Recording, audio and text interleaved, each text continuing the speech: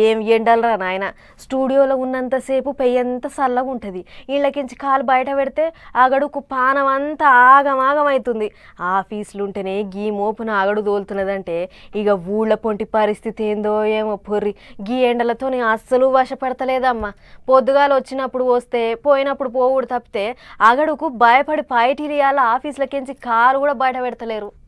ఆదిలాబాద్ను ఆగం పట్టిస్తుంది, మంచిర్యాల మంటలు పుట్టిస్తుంది, కొమరంభీం ఆసిఫాబాద్ జిల్లాల కర్లు వంటుంది, నిర్మల్ జిల్లాలను నిమ్మలంగా ఉండనిస్తలేదు. వరంగల్లుల ఎండలు, మైబాదుల మంటలు, ములుగుల నిప్పులు, హన్మకొండల ఆడలు, భూపాలపల్లిల బుగులు, జనగాంల ఎండలకు జడ్సుడు, సూర్యాపేటకు సురుకులు, భువనగిరి మీద బొగ్గులు, సిద్దిపేటకు సిక్కులు, పెద్దపల్లికి బుగులు, వనపర్తికి ఆగడు.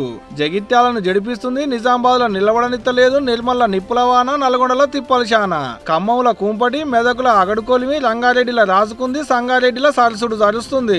ఏహే ఎన్నని చెప్తాం, ఎంతని చెప్తాం, ఆడా ఈడని ఏం లేదు. తెలంగాణ అంతటా మునుం పెట్టి సరుచుకుంటుండు సూరన్న.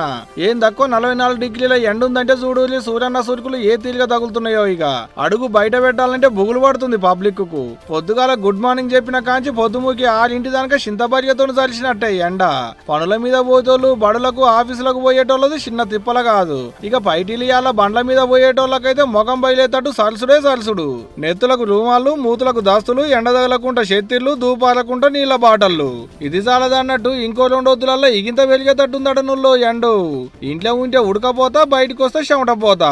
గట్ల పోయి చెట్ల కింద ఏమన్నా కూసుందామంటే వడగాల్పులకు వశపడతలేదాయే. మరి గిట్లెందుకు అవుతుందంటే దేశం మీది బాసుకెంచి గర్మికాలు తోలుడు ఎక్కువైతుండేటాళ్లకు మనకాడ ఎండ జగ పెరుగుతుందనేది మొగులు అధికారులు అంటున్న మాట. ఇంకో వారం దినాలు ఇట్టనే ఉంటదట. అవసరమైతే వెలుగుద్దాట కానీ తగ్గేదైతే ఉండదట.